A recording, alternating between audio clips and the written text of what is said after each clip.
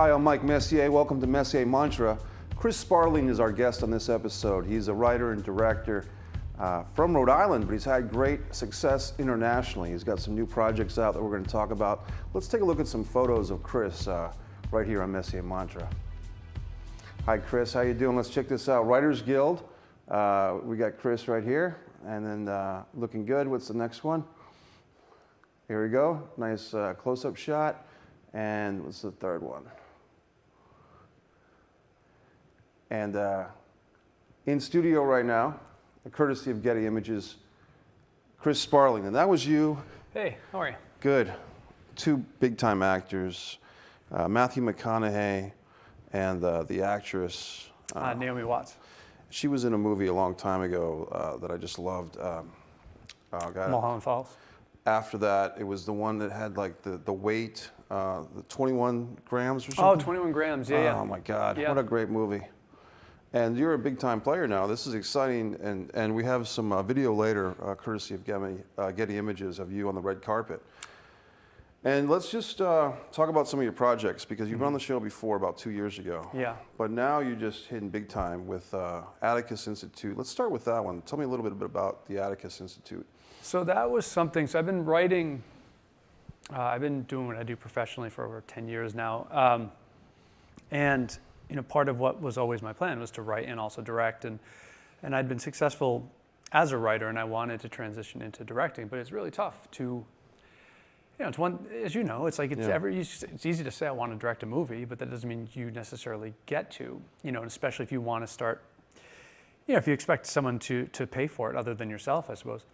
And so I set out to make a movie that I could do very inexpensively, that I could direct, and that would be difficult for people to say no to, in terms of saying they want to get on board financially or, you know, otherwise. So I conceived of a fake documentary, because I knew to do that, at least half of the movie would be interviews. It would be standard, almost Discovery Channel, one-on-one, talking head interviews.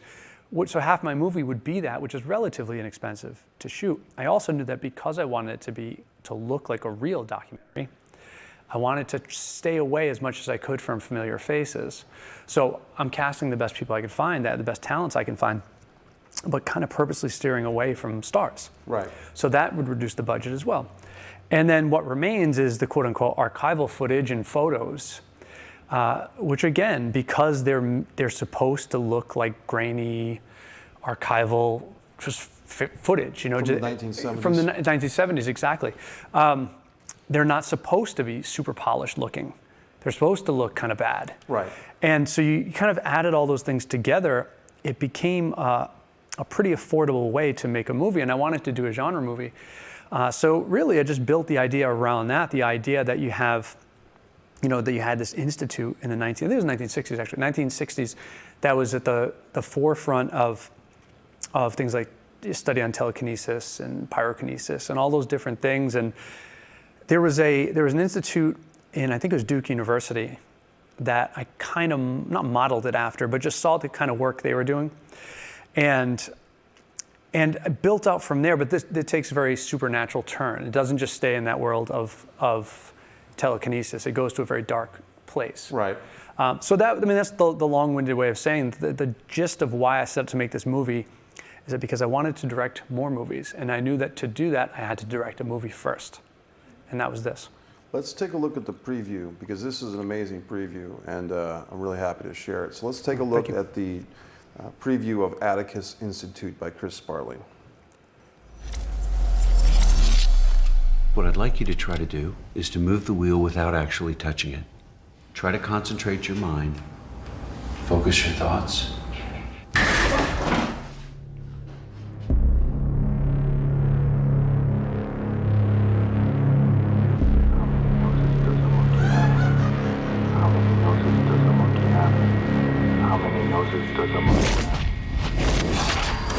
Can you tell us your name, please? Judith Winstead. And when did you first realize you had certain abilities? You're bleeding, my God. Did you bite yourself? Why? By this point, we'd researched hundreds of cases. Judith was different, though. Can you please stop that, Can you Judith? please stop that, please? We'd really like to continue. I'm trying to make you understand there's something happening. Their abilities were godlike. After that, the government took over. Plans were immediately put in place to contain the situation. What mattered now was national security. That was the government's intention from the beginning, to weaponize her. You don't get to play games with the devil. And if you do, you damn sure don't get to make the rules.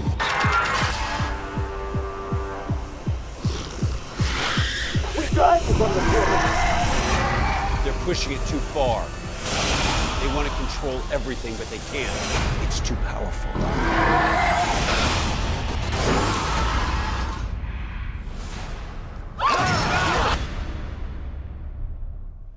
Now, Chris, if I'm not mistaken, the actor in one of the last shots there was also in the Conjuring Annabelle series. I don't know his name off the top of my head. It's possible. I know, well, two of the more known actors, and again, I was purposely trying to stay away from familiar faces, but still, there are some actors in there that have done a lot of work, you know, and they've kind of been supporting players. Like, for example, the woman that plays the lead female. Amazing, yeah. Judith Winstead, she is played by a woman named Raya Kihlstedt, who was in like Heroes or one of those shows, and she's she's worked forever. Right. And then even to say the one that plays Dr. West, William Mapother, he was in Lost. I mean, he's been, again, these are actors that have worked forever. Working top-notch actors. Yeah, John Rubinstein, a lot of, again, that was my goal, is to seek out people that maybe weren't immediately recognizable to, I mean, it wasn't like getting... want Kim Kardashian playing the lead. Exactly, I didn't want someone, right, I didn't want Tom Cruise, but it's funny because William Mapother is actually Tom Cruise's first cousin. But I didn't want Tom Cruise, I wanted William Mapother, who was a fantastic actor, but not immediately like, oh, there's that guy. It's not going to give away to the audience, this is a John Wayne movie or Sylvester Stallone. Yeah, and on top of it, like I said, the goal was to make it seem like it was real. So well, you got me a little bit, Chris, because I was telling you that I watched this thing, and I thought it was a movie based on real events. Now, you didn't say in the trailer based on real events. Right. But, because I was thinking of things like Monarch, you know, the government, real things that the government's admitted to. The United States government admits to this crazy stuff. Sure. You know, and I was thinking that this is a movie about a real situation. Yeah, I mean, I kind of, you know, look, if you look at the tagline for the movie, it's the only government-confirmed case of possession, right? Because that's where it leads to, that's the dark place it leads to, from just straight-on telekinesis and ESP to, wow, this woman has these abilities because she's possessed. Right. And that's where things go awry, obviously. And they try to weaponize her, and that's, again, just a bad idea. So it's, I mean, you can say, that's the thing about movies, is that you can say whatever you want. Sure. It's part of the kayfabe. It's the part magic of what if. Yeah, exactly. It's all part of the magic of making the movie. Right. That, you know, I made it all up. I mean, sure. And that's no, like, I'm not like revealing any, that's just what it is. It's a movie. The thing, it said at the end, from a producer, not all of them, but from a producer of The Conjuring and Annabelle, which has ties to Rhode Island. The house, yeah, sure. Yeah, and those movies I love. I just saw the most recent Annabelle origin story, you know, a week or so ago. So it's great to see that you're working with people that are really at the top of their games, and it's amazing stuff. And so this is the movie that you made. You wrote it because you've written things before. We talked. Sure. And if people want to see more about your history with Buried and what was that thing you did for HBO? For HBO. It was about the boats, the ships, a U-boat or something. I thought. The U-boat? I'm getting. I don't know if that was I thought me. you had something that was distributed by HBO even before Buried. But anyway, it'll come to me later. I'm sorry. But if people look back at our previous Messier Mantra, we can see kind of that era of your work. Sure. It's driving me nuts now because we talked about it on the show, but now you said, okay, if I want to be not just a screenwriter, I want to be a director as well. I need to kind of put your personal stamp on a project, which is what you did with Atticus, and lowering the budget by using, you know, not Eddie Murphy and Mike Myers or whoever, but using these kind of top-notch actors without that name thing and face. So then what came next? What project came next? Was it Mercy? Yeah, so Mercy was the product of me making the Atticus Institute. Like I said, it's a tough thing to, it's almost cliche to say, but what I really want to do is direct. And that's not to say that that's the case for me. I actually prefer screenwriting to directing, but it's also a path I'd like to follow. So by making the Atticus Institute, by it being relatively successful and well received, it allowed me to do my next film to direct, which was Mercy, which was a film I made for Netflix. Right. And so, yeah, I mean, frankly, it would have been a tough sell to get them to sign off on me directing the movie as well, in addition to writing it. But it, again, I established some credibility. Let's take a look at the preview of Mercy, which if people have Netflix, they can see it right now, right? They could watch it right now, yeah. Awesome. Let's check out Chris Sparling's Mercy right here on Messier Mantra. Listen, you have no right to get involved. Your wife is suffering.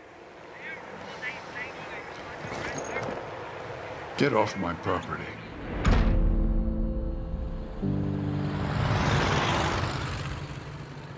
These are my brothers.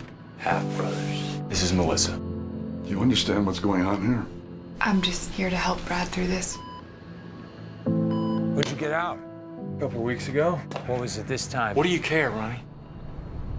Your mother got a lot of money. When she passes, that money goes to me. I'm not ready to think that far ahead yet. The hell does that mean?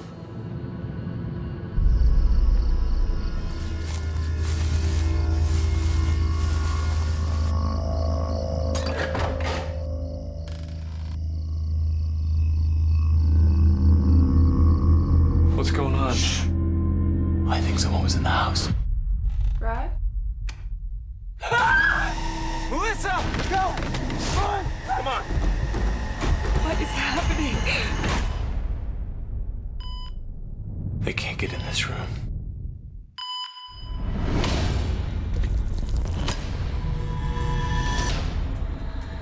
What's really going on? Is this about the money? Did you make enemies, Charlie? Is that who this is? No. Who is it?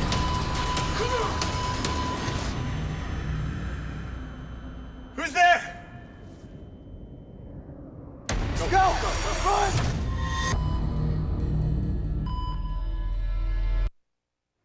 Okay, so after people watch Messier Mantra, they can go to their Netflix and check out Mercy. What's it like working with Netflix, Chris? How's that relationship? We were, believe it or not, I want to say we were the third or fourth Netflix original to come out, or to them to get on board with doing. Right. I mean, there's so many now. You look on Netflix, there's so many original films and TV shows. So it was probably a different experience than what it is now. But I mean, at the time, it was great. I mean, maybe it's still great. I hope it is. They were very hands-off. Were very much about allowing the filmmaker to make the movie and the producers to make the movie that they wanted to make. And we ran into, this had nothing to do with Netflix, but we ran into our own issues in terms of we lost like a month and a half of our editing time due to that's a lot. Yeah, it's quite a bit. Yeah, and we had again, to their credit, Netflix, they gave us a delivery date.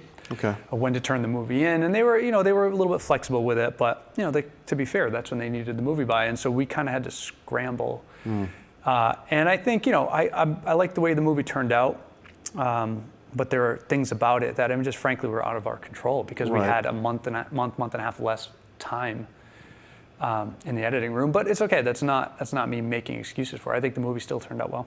Was there a situation that you can talk about that maybe people can learn from, like? Was it what happened that made you lose 6 weeks of editing? It was a personal situation, so I don't want to get too much into it. It wasn't to do with me. It was just other people involved in the editing process. We'll just say that, totally unrelated to the movie. Just things happened. The human factor, and it wasn't anything. It was nothing that. It wasn't like someone being difficult. It just truly just life kind of happened in the middle of post-production. And that's one thing that the best laid plans of mice and filmmakers that people don't realize that, what if blah, blah, blah, someone gets sick, somebody passes away, whoever, someone's going through a divorce, whatever it could be, is the human factor. Yeah. And when you're making a schedule, whether it's a small budget film or a big budget film, that's one thing that always seems to get passed over, doesn't it? I mean, it's exactly. It's easy to look at the finished product and just think that's what it is, and that there's, maybe you can, You can read into the fact that there's a few people behind that went into making this sort of thing, but there's a massive number of people. Even on a small film, right? There's a ton of people that are involved in all different levels. There's so many moving parts, constantly. It's constantly changing, and it really is the best example of when they say like trying to build the plane while you're flying it. Right. Because there are so many things that can go wrong and do go wrong in between, like you said. I mean, any of the human factor things that might get in the way, anything to do with cast falling out and scheduling conflicts, and now all of a sudden you're constantly shifting and everything else, and by the end of it, you kind of have, here it is. This is where it nets out. Right. In your mind, it might have been this or that, but when all of those factors, when they've come together at the end and you shake out all of the other stuff that maybe didn't work out that you wanted it to, this is what it nets out to. I remember a project I worked on years ago, Blood Sugar Sedace, that I wrote and directed, and we just basically forgot a shot. Mm-hmm. Wasn't a scene, but a shot. And my good friend and DP, Tim Labonte, said, hey, can we set up something and shoot that? And I said, we had a studio for several shooting days, 11 shooting days. We had the actors.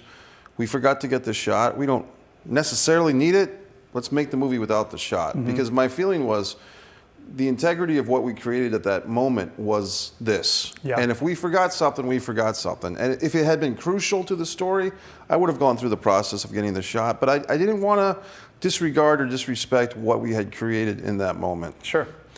And then let's talk about Sea of Trees. This might be, you've worked on some big stuff, obviously. A lot of people will associate you for a long time with Buried, which is, I'm sure, great because that's Ryan Reynolds really doing a masterful job of, man in a coffin. Yeah, he does a great job in the movie. Yeah, but Matthew McConaughey has just been a fantastic actor now, going on a whole generation back to, a lot of people think of him for Dazed and Confused, and just a lot of great movies he's done. The one where he played the lawyer was fantastic. I think, I'm trying to remember the name of that one too. But I think it's The Lincoln Lawyer. Yeah, The Lincoln Lawyer, but even before that, based on the Grisham book. I think it was The Lincoln Lawyer. Was it that one?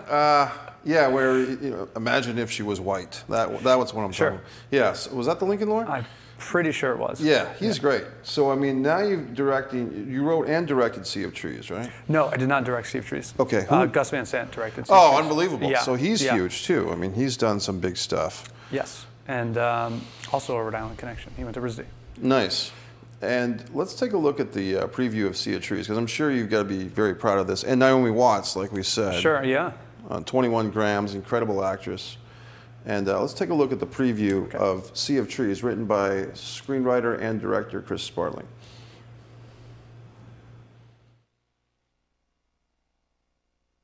Chris Sparling, you must have, how do you feel when you get to see, even 2 or 3 years later, the preview of the movie that you wrote, and here it is, it's come to fruition, people have seen it. How does it make you feel? It's incredible. That was a movie that, like I said, I didn't direct that, but I was one of the producers on it as well. So there's an added sense of involvement. As a screenwriter, I've been pretty lucky that I've remained involved with a lot of the projects that I wasn't, when I was just quote unquote, just the screenwriter. Because that's not always the case. Sometimes screenwriters are kind of like, all right, well, they're kind of like, well, thank you for the script, and now we're going to go make the movie. Right. So on two different levels, really. I was able to be involved with that project much further than I would in the past, just being the writer. But it's great. To be on set, to see it happening and coming together, and to have people like that involved in the project, and then for it to premiere the way it did. It premiered at Cannes 2 or 3 years ago, and it was just a big, massive red carpet premiere, and it was overwhelming. And it's always a bit surreal, because you know where you were when you were writing these particular things, both physically and even emotionally. And that was such a departure for me, that movie in general, as you could probably tell from the trailer. Up until that point, I'd kind of lived in the thriller or horror space. Right. And so to do something totally different and put out just a straight drama, it was a big I wouldn't say risk, because I mean, it's not ultimately, but it's a little bit of one. We were kind of known for one thing, and you've been successful at one thing. Right. To try to go in a very different direction, either nothing could happen, and you've wasted quite a bit of time and effort. Sure. Or it could, I don't know, it could really backfire. Right. And so it was gratifying in a lot of ways to see it come together the way it did. Now, did you write the script first, and then somehow you or your representation approach Gus Van Zant's representation? Did you see him at a party, or No, how did that connection happen? So first it was that Gil Netter, who's a very, very prolific producer I've worked with a handful of times by this point, but that was the first time we'd worked together. My agent got Gil the script, and Gil loved the script, and as someone, that's one of the powerful. That's what makes it, I think, separates a lot of producers in terms of it's such a weird, almost amorphous term, because there are a lot of different aspects of producing. Right. And Gil is certainly a producer that part of what he does really well is, in addition to story and everything else, he's just been in the business for a long time, and he's made really great relationships with a lot of actors, and so it's really kind of producers that have the inroads to particular camps, if you will. And Gil was able to get it into the hands of people like Matthew and Matthew's reps and Naomi's reps and then Gus's reps and other people as well. I mean, there were other people that were in the running for that movie that were also very big names, right, that wanted to do it. And so, yeah, that's kind of how that process went. And then I stayed on board as a producer alongside Gil. And yeah, I mean, it's shot, which was also great because it's shot in Massachusetts. A big part of it, so it was local. What city in Mass? Do you remember? We shot at Purgatory Chasm. That's where the majority of the forest scenes take place. Yeah, and people can walk up there, or get up there somehow and then walk around. I've done that. It's cool. Yeah. It's funny. I remembered the movie I was thinking of from McConaughey. It was actually A Time to Kill. Oh, I'm sorry. Yeah, you're right. Going back to I apologize. Yeah. 97, 96. Yeah. But my point of mentioning that movie was, this is a guy who for 20 years now has been, or close to 20 years, one of the faces when we think of big time actors. Mm-hmm. You think of your Matt Damon's, your Brad Pitt's, your Matthew McConaughey's. He's Sure. right in that conversation. Yeah. Yeah, I mean, this was part of the quote unquote reconnaissance, when he had kind of this kind of stratospheric rise to his career in things like you described, movies like that, then Amistad, and right. all these other big movies. And then there were a series of movies that didn't do well for him, a lot of romantic comedies and he kind of fell out of favor a bit. And then all of a sudden really turned his career around with, I think, Dallas Buyers Club. Oh, yeah. And so all of a sudden he was back very much in that A-list celebrity camp. It's a crazy business. It's like there's a guy right now who's got a big movie out, Peanut Butter Falcon, I believe. One of the stars of that movie is having a resurgence. Sure, yeah. And he had some trouble with his, personal life and so forth. Mm-hmm. And here he is. And it's like that. One movie and you're back. Yeah, and it's really, for better or for worse, it is an industry that it's tough to go away. Right. For good. Again, for better or for worse. And or one tweet and you're done. Yeah, unless true. you're the president. Well, So we've kind of covered some of your creative successes, and just to wrap things up with the videos, because then I want to kind of do a deep dive into some of the process of how you get to these accomplishments. But let's see the payoff for all the hours you put into the coffee house, or the 3 o'clock in the morning you're writing a script, or your printer's broken, all the things that a screenwriter and director go through. But the payoff are evenings like this. And once again, from Getty Images, all credit to them. We have a video of you at the Sea of Trees premiere, I believe, and you're with Naomi Watts, and you're with Matthew McConaughey, and all these wonderful people. And we'll indulge in this video because this is a lot of fun. Here you are on the far right, and Naomi and Matthew McConaughey, and that's some pretty. And who are the other? Are those the producers with you guys? That's Gus Van Sant to the far left. The guy to my left, or right on the screen, is Casper Tuxon. He's the DP. The guy to the far end is Ken Cow, who was one of the other producers / financier. And Naomi looks sensational as always. Her earrings are probably worth more than my entire wardrobe, but that's okay. Besides the Avalonia Festival T-shirt. But yeah, she's looking amazing, and this is just a beautiful theater. And what theater is this? This is in LA? No, this is in Cannes. Cannes, oh yeah, thank you. Unbelievable. And what a thrill. I mean, what a night that must have been for you. It was surreal. I mean, I've been lucky, part of kind of the spoils of it is that, by and large, my life is pretty mundane 95% of the time. Right. Especially, I choose to live in Rhode Island still, and I like it that way. I like to kind of live my normal life the way I did always. Right. And about 5 or 10% of the time, my life is kind of this. But it's like, so it's cool. I always enjoy it. I always think it's cool. But this was a whole new level. I've done red carpets before. I've done premieres before. And this was just giant in terms of the number of people taking your picture. And you could probably see it on my face. I was a bit just like... Yeah. But I mean, let's break down this process. How does one, because I remember taking a class of yours, it's going back 10 or 12 years ago, at the Perishable Theater. Yeah, I remember it. Yeah, it was a fun class, learned a lot. And one of the things you recommended, as I recommended again, as I did the last time you were on the show, which is a book that you really recommended people get, which was The Writer Got Screwed But Didn't Have to. Yeah, that's right. Yeah, it's been so long, but I remember the title for sure. Right. And I remember you recommended that book, and I was actually in a Facebook film group, Jack's Film Bar, a group out of Jacksonville, Florida, and their Facebook group.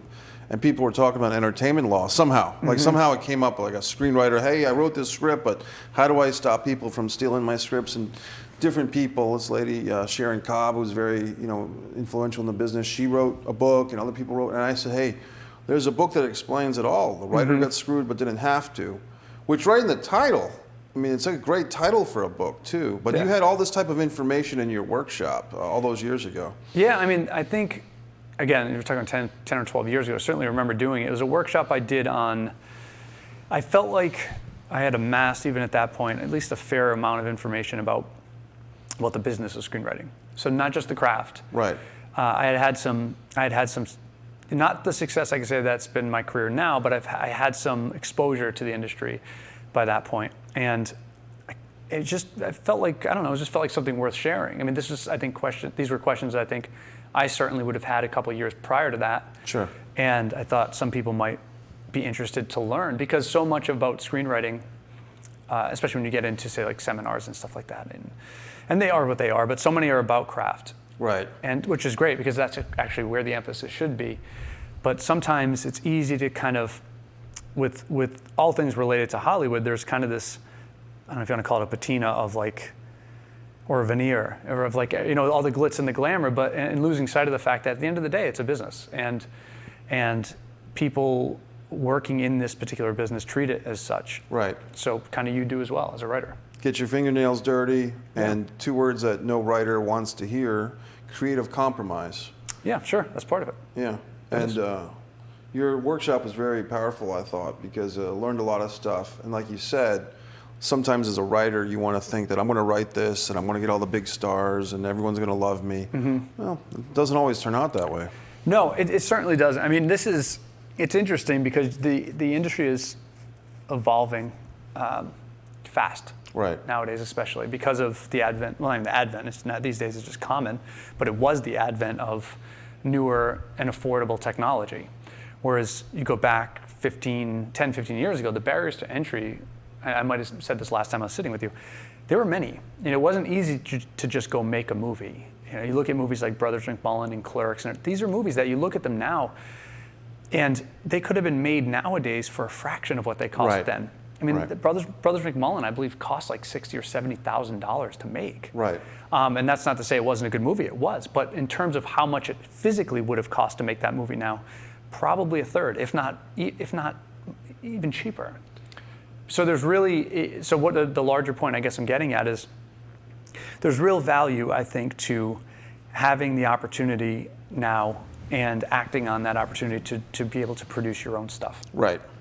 And what's also interesting is just, you mentioned Brothers McMullen, I think Edward Burns, who writer-director. The second thing I think of is Michael McLone, who played his brother in that movie. That's right, yeah. And now so many years later, I'm on Facebook, I see Michael McGlone, Facebook requests, and suddenly I'm Facebook chatting with Michael McGlone. And, 15, 20 years ago, you wouldn't have access, or the common, me, I wouldn't have access to someone who, I saw you in a movie, I thought it was great, and I watched She's the One, and here we are intermingling with this technology of the internet, which, it's been around forever now too, 20, 25 years, but still, that wall of this is the insiders club, this is the outsiders club, keep you.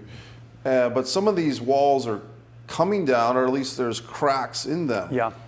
Yeah, it's certainly in that aspect. I mean, because it was a very closed door. It still is a very closed door industry in that way. But there are, like you said, there are cracks that have formed that you get around gatekeepers and things like that. So if you're a young filmmaker, let's say, and I mean, you have to be realistic too, and this is part of the learning process, because everybody, and I don't mean just in this industry necessarily, but everybody always thinks when they're out of the gate that they're the thing, right? It's like every new college graduate, let's say, thinks they deserve to be, CEO, right? But like in time, you realize, okay, I need to pay my dues. I need to learn learn the ropes, essentially. And filmmaking certainly is no different, where you kind of come out of this thing. I hear all the time, well, I wrote a script, and it's like, that's great.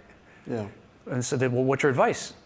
Write a lot more. Right. Or write a lot more scripts, many more. Yeah. Because chances are, I mean, unless you are this phenom, that it's very rare that you're going to find this person that wrote that one script that is going to blow the doors off of the world and set the world on fire. It's just that you're learning your craft, and chances are your script is a lot worse than you think it is. Right. And you need to practice. Let me ask you this, Chris, and this is a debate that I'm almost sick of having, but because you're here, I want to get your take on it. What's your take on, does a script need or should be written on Final Draft? What's your opinion on that? On that software? Yes. Oh God, no. No. It's just a software. Okay. It's the one that's been around. It's the one I use. I mean, I should, full disclosure, I use Final Draft, but it's only because I've been doing this for a long time, and it was kind of the only one available, and I just stuck with it. No, it makes no difference as long as it's formatted properly, and there are like probably a dozen softwares that'll format it properly. In your circles, do you find that if you have a script or someone else has a script that's presented in a non-Final Draft format, that script is given a hard time, or some executive somewhere will say, hey, you need to convert that to Final Draft? Well, or does that come up? I should clarify, there's no Final Draft format. There's just a script format. Final Draft is just a software among many that will put your script into screenplay format. So no one's going to be able to look at a page necessarily and say this was written on Final Draft, or this was written on Fade In, or written on Movie Maker. Take your pick of all the different ones available. They all do the same thing. I mean, I would, if you're just looking for software now, I would actually probably dissuade you from Final Draft, not because it's good or bad.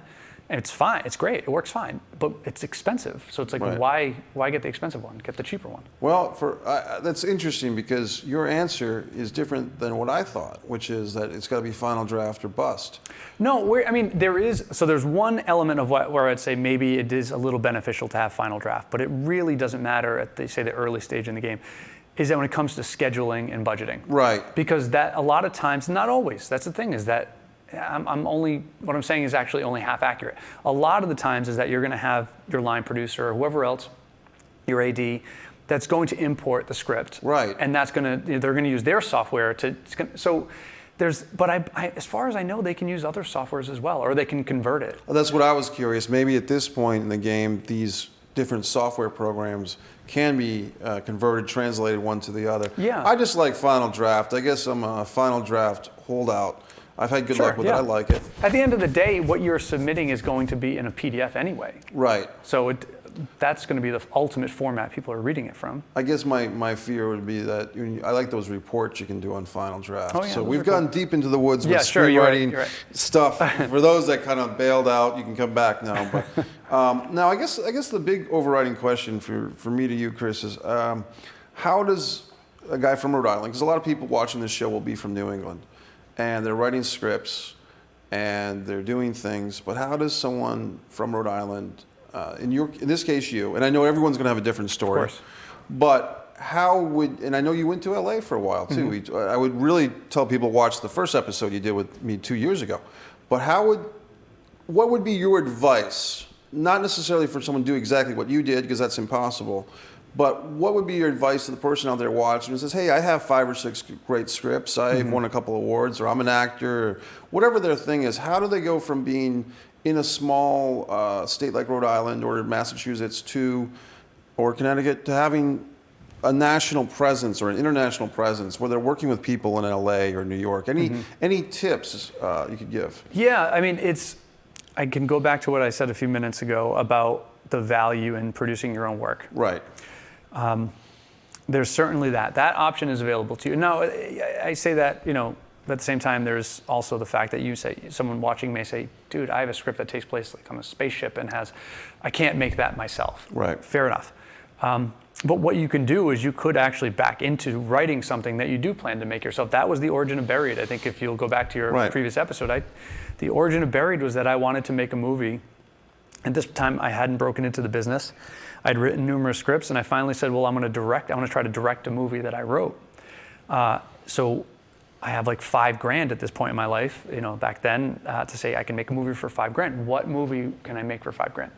And that informed what script I wrote. Right. So now that's obviously one example to say like you can produce your own thing. Other ways are, well, I mean, this is the benefit of being, say, a screenwriter over maybe an actor or something else, where it is pretty important that if you really want to be an actor and work as an actor and make a go at it, you kind of have to be in LA or New York. Right. Because while you could obviously tape and send in your work and everything else, it's a constant process of auditioning and everything else that you have to be there. As a writer, it's really about your work. Right. So it doesn't matter where that script comes in from per se. It doesn't matter if it's coming from Mars. It's there in someone's inbox. So a couple of things. I think the Blacklist has become a really great resource for writers, and I would encourage anyone watching to look into it. Okay. It's a submission site. There are numerous things out there nowadays, just like anything else. People try to make a buck, and you can't blame them. Right. So there's this cottage industry surrounding, between script gurus and contests and all these different things and submission services, claiming to be able to do all these different things for your career. So I would say first, kind of really do your homework with those to see which ones are worth your time, effort, and money to submit to. But I can tell you that the Blacklist is a legit one. Legit. Okay. Good. And the reason being is that there are real producers that are looking on that site. There are real agents, real managers that are scouring that site pretty regularly, looking for the work that's catching people's attention. And so if you're a writer, it didn't exist when I was coming up. I wish it had. But if you're someone that's saying, hey, I have this material, like you said, how can I get people to actually pay attention to it? And that's one way, because it is difficult. It's as I said, it is still a pretty closed door industry. So it is tough to get past gatekeepers to be like, oh, I'm just going to call up someone. Right. Chances are that is not going to work. No, I've had the Hollywood, years past, I don't think they even publish hard copy now, Hollywood Creative Directory. Absolutely, yeah. Hollywood Representation Directory. Yep. And I remember, about 8 years ago, I had written the first 7 pages of a script that I was tentatively titling Rocky 7. Okay. I'm like, and I wrote only 7 pages because I knew I'm going to waste my time here. Sure. If I continue to write Rocky 7. Yep. And don't have any consent from Sylvester Stallone and Associates. So I picked up the Hollywood Creative Directory. I found Sylvester Stallone's representation. I called them, left a message, and it was kind of I just said, hey, I'm starting to write a script. I think it's a good idea, but I'd like to know if this is even a possibility that I could write Rocky 7 before I even go further. I don't even want to waste, and I left and they actually called me back. Like Stallone's people called me back very politely.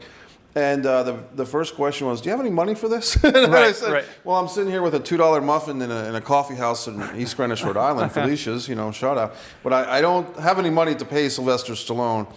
So the moral is, so they politely told me not to do it, because I'd be wasting my time. Your time, yeah. So I basically went back to my script. I chopped out the Rocky character. I put in my own. I created a different character, and I wrote a script called "To Fight or Play Basketball," which had nothing to do with Rocky. Right. But there was still elements of basketball and boxing, and that script has won a couple of awards: Rhode Island International Film Festival, New England Award, and so forth. And then the kicker kind of is a couple of years after that script had been written, I see Creed. Now Creed came out, and so the guy, kind of like what you had done with your project Mercy or Atticus Institute, the guy who directed Creed had directed a previous film that was a big hit, and he got Stallone's attention, and he said, hey, I'd like to do a reboot of the Rocky franchise using Creed's son, and Creed was born. So I didn't have the foresight, or I wasn't in a position to do all that. I just had this vision of a Rocky type of thing. Well, you know what I mean? that. I mean, yeah, with the Ryan Coogler story, with with Fruitvale Station, that was a huge hit for him. And Michael B. Jordan, it started his career. Yeah. But that's kind of what I was getting at earlier, where it's like, if you have the opportunity and the means to go and make something, it's at least a better chance it's going to get made if that's your goal. Right. And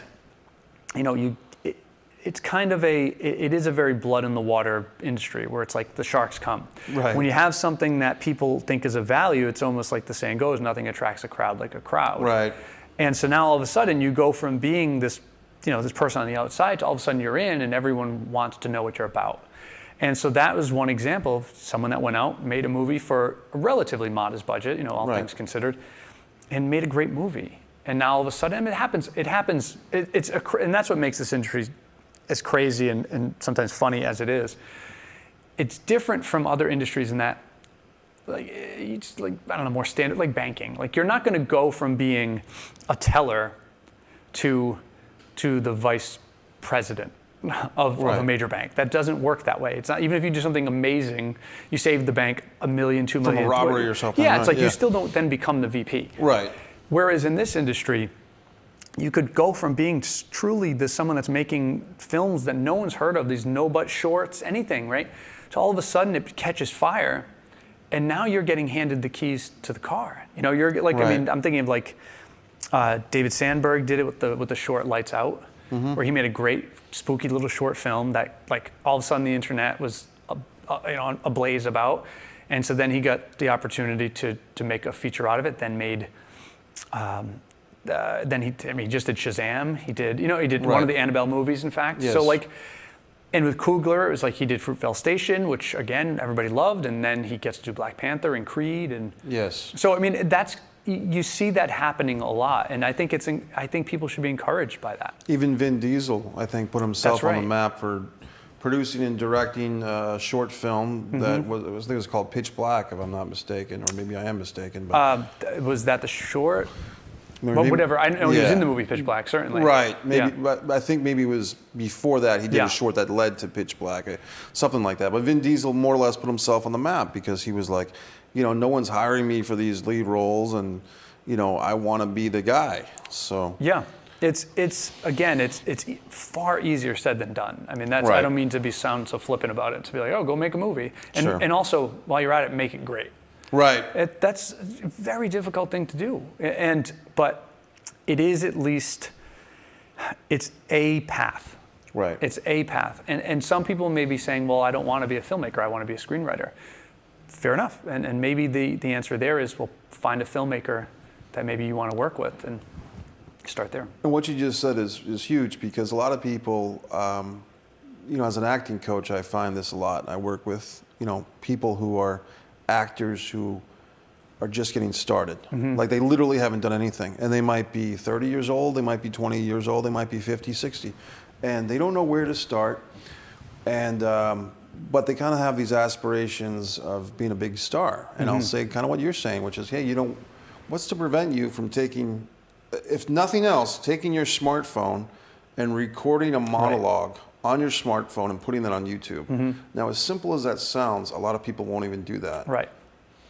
Which is very frustrating for me, because as an acting coach, I say, well, that's a baby step, but that's also a huge step. If that's the first step, that's a huge one. Yeah, sure. And a lot of people won't take that. And what you just said about the screenwriter who's maybe they've written a 5-page script, every city in the country, whether it's Providence, Tallahassee, Florida, New York City, Boston, there's a film group somewhere meeting within a 50-mile radius. Yeah, of course. And you can go with your script in hand, bring 10 copies. And if you mingle with all these filmmakers at this, hypothetical networking event, by the end of the night, someone's probably going to bite. Yeah, sure.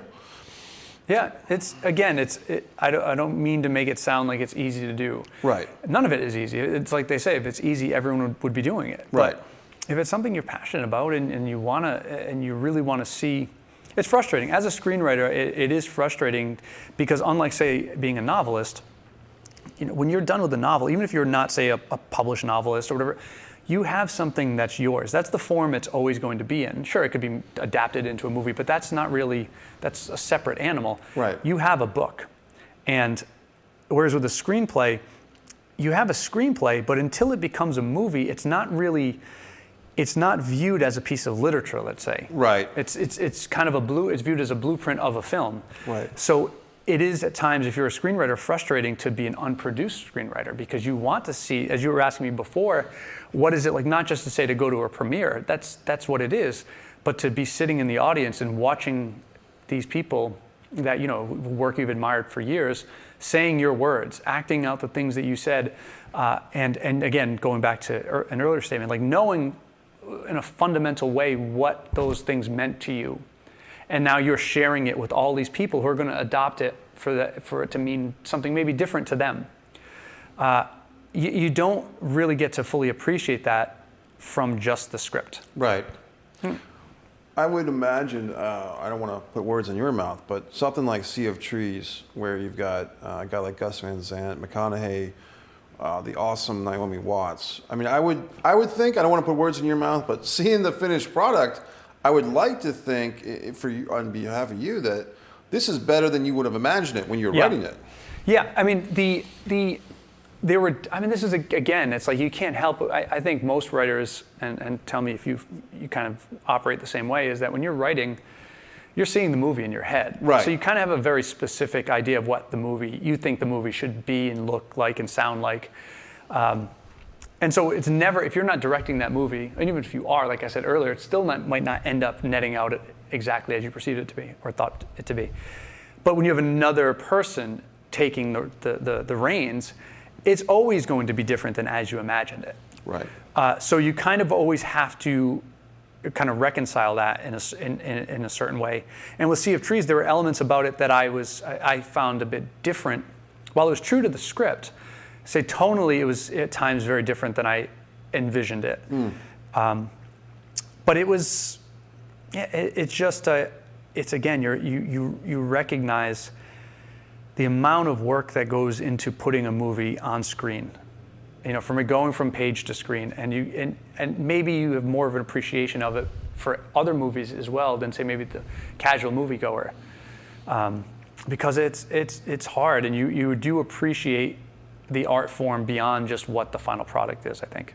One of the short films I did recently, The Impeccable, I had written it, and really it came out better than what I had written because the actors, Ashley Shea is the lead, Nadia Zakarian, and a new guy, Adam Lem from Base, they put life into these characters. Mm-hmm. And my DP, Tim Labonte, was at the top of his game. I was, as the writer-director, I was going through a rough time in my personal life. There had been some deaths in my family and so forth, and I was not feeling good, thanks. But it's amazing when you have the right team, the right people, together, they can compensate even if the director is not doing so good. Sure. But everyone else kind of lifted the project up. Now I want to give you an opportunity, Chris, to talk about some of your new projects on the horizon. And you haven't even given me a heads up on what they will be, but we've got about 7 minutes left. So anything that you want to talk about that's new coming up, please go right ahead. So a couple different things. Yeah, thank you for letting me. So a couple different things. So one, I'm adapting the book, The Talisman, the Stephen King book, for Amblin, Steven Spielberg's company. So I'm in the process of writing that adaptation. Hopefully that's one that gets made. I mean, because that's one that Spielberg's tried to have, I think, like 2 or 3 different times over the years. Right. And it's never come to fruition. So knock on wood, this is the time it will. No, knock on the thank table you. there. All right. We're knocking the little typewriter? Even better. Old school. So there's that, and then I just, a movie I wrote called Greenland, starring Gerard Butler, just wrapped, shot down in Atlanta. And so I was down there for that for a little while on set, and I don't know, I'm liking what I'm seeing, so that's... And I mentioned I just saw Angel Has Fallen a few nights ago. Yeah. And go back to Greenland. Go back to that, because Gerard Butler in this movie I just saw was awesome. And it was kind of like an old school, late 80s, mid 90s, big time movie. Morgan Freeman as the president. I mean, you know, explosions, espionage, backstabbing, the big duel at the end. I guess I'm giving away the whole movie, but that's okay. Angel Has Fallen was a lot of fun. So I'm happy for you that you're working with people that are involved in that. Yeah, and then the director of that movie is also the director on Greenland, a guy named Rick Roman Watt, who is, I mean, he did Shot Caller, he did Snitch, so he has a real muscularity to the movies. He's a former stuntman, and so I think that kind of factors into the way he does action-related movies. You can see it's very visceral stuff. So hopefully that is the case with Greenland as well. Well, Mike Messier is available for this project. Oh, there you go. My acting reel will be linked into the end of the show. I'm just happy for you, Chris. And I know if we could mention without too many specifics, how's your family doing? They're doing good? Good. We're, like I said, we're happily living our life in Rhode Island, and I'm very lucky in that most of my family's still here, and my friends are, and it's just. The summer just ended officially, I guess, today, you could say. September 3rd. Yeah, and no, things are good. And it's just great because, you know, you and I kind of run in the same circles. I'll see you, and sometimes I don't even bother you because you've got your computer, and I'm sure whatever you're doing is big time stuff. So I'll just give you your space because I know that you're probably either writing a script or writing an email. And most times, people don't even think about that. Like, how much hours goes into these emails, these pitch emails. The other day, I wrote a representation of an actor that I like, and I said, man, I just want to take a shot at this. I know it's the, you know, harpoon in the ocean to send this email to someone unsolicited. And I even said in my email, I know this is unsolicited, that's why I'm not sending you a script. I'm not, but I have a project that I think your talent would be interested in. And the guy was really nice. He wrote back within the hour. So sorry, I'm swamped right now. I can't, you know. I said, hey, you know what? That was, to me, that's still a success because it is. You're right. You know, because most times it ends up in the abyss and you don't hear anything. So yeah, it is. Right, but the guy was nice enough to just give me that. And as far as my own stuff, I'm looking forward to Avalonia Festival. I wanted to show off the T-shirt because, as you're talking about, people creating their own projects. In my festival, Avalonia Festival, which is a film festival, there's a project for monologues and one actor movie or monologues. So I have a category that actors can take their smartphone and tape themselves doing a monologue, and they can win an award for that. Oh, very cool. Right. So it's not an Emmy or an Oscar, but it's a lot of this industry, I think, Chris, is people have to give themselves motivation to continue because it's so hard. So whether it's a Twitter like or some famous actor retweeted me, you know, sometimes you need that emotional fuel to keep yourselves engaged. A little bit of validation goes a long way. I agree. Right. Let me ask you this. We got about 3 minutes left. Do you have a mantra for the end of 2019? Already looking forward to 2020 and all these big projects, Greenland, everything. Do you have a mantra you want to share with the audience? So, I mean. Just so I know specifically. So you mean words that I live by, or just words that you live by, or a quote that you like, or maybe just a work ethic, you know? Yeah, I would say that it's nothing formulated to the point of being, say, a quote or anything else like that. But for me, it's always about appreciating where you are, taking some time to enjoy the view from whatever rung you've climbed to. Because there's always a desire, for me anyway, and I'm sure a lot of people, to always climb the next rung. Right. It's striking that balance of being able to stop once in a while and appreciate it, take a breath, smell the roses, so to speak, and then, but at the same time of avoiding complacency. You know, kind of keeping that work ethic alive. Is that a male ego thing, perhaps a balance of, hey, I just made this movie, I'm very happy about it, but oh gee whiz, if we had just done this? Is that like a thing with the artist, or I said male ego because a friend of mine, Tommy Danucci, and I were talking about this last night.